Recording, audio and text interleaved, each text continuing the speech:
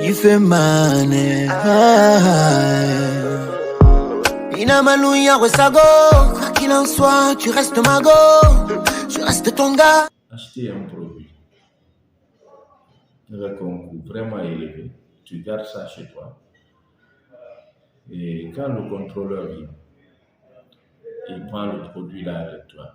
Et encore, il y a une amende à payer. Tu vas perdre ton argent et encore, tu vas mettre de l'argent sur ton produit encore qui est devenu impropre chez toi. Là. Donc, ça fait très mal.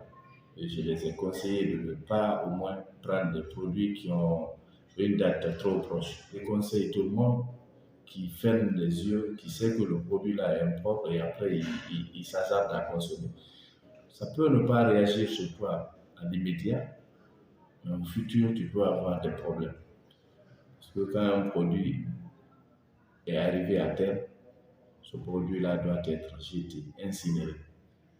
Et si tu t'hasardes à consommer, parce que toi tu dis que l'organisme que tu as là, tu peux prendre tout et que ça n'agit pas sur toi, tu te trompes. Tu vas continuer à accumuler des maladies dans ton corps. Et nous, on ne veut pas ça. C'est pourquoi nous sortons contrôlés pour ne pas que les gens partent à l'hôpital à cause de leur consommation. C'est-à-dire parce qu'ils ont consommé quelque chose qui est impropre.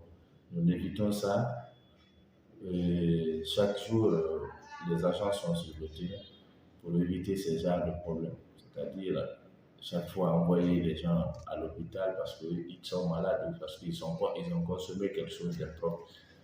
C'est un peu ça. J'ai essayé de me voir avec le président de la chambre. Un commerçant qui garde les produits impropres chez lui, le commerçant doit vraiment payer le double de la marchandise, valeur de la marchandise qu'il y a dans son magasin ou sa boutique là. Et payer ça comme taxe et en plus, même l'envoyer au commissariat ou à la gendarmerie. En tout cas, il faut que la personne soit condamnée. Je veux me voir avec le président de la chambre, je lui ai dit d'appeler tous les confrères là où ses membres sont représentés, vraiment de leur dire ces gens n'ont qu'à éviter les produits. Quand tu sais que tu as un produit qui est presque arrivé à terme, toi-même essaie de l'enlever, tu places quelque part où tu ne peux plus vendre. Et quand le contrôleur vient, que toi-même que tu les présentes, sans qu'on le retrouve dans les rayons. Parce que quand on retrouve dans les rayons, tu ne peux pas nous convaincre que le produit n'était pas en vente.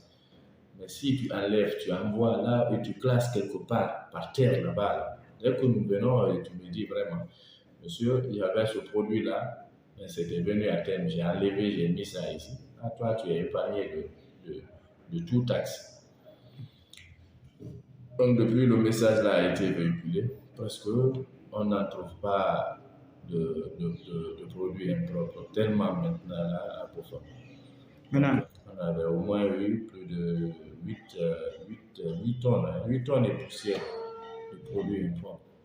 Que moi-même, j'avais gardé ici parce qu'on n'avait pas, on n'a toujours pas de magasin de stock. Les produits étaient restés ici, le temps de nous préparer pour l'incinération et avec beaucoup de lait dedans. Et les laits là avaient commencé à donner une odeur qui nous a même bloqué d'avoir accès à nos bureaux. Et finalement, moi-même, j'ai demandé la permission et l'autorisation à monsieur le préfet et Ibrahim Paris qui était là, c'était à son temps. Il m'a donné le feu vert.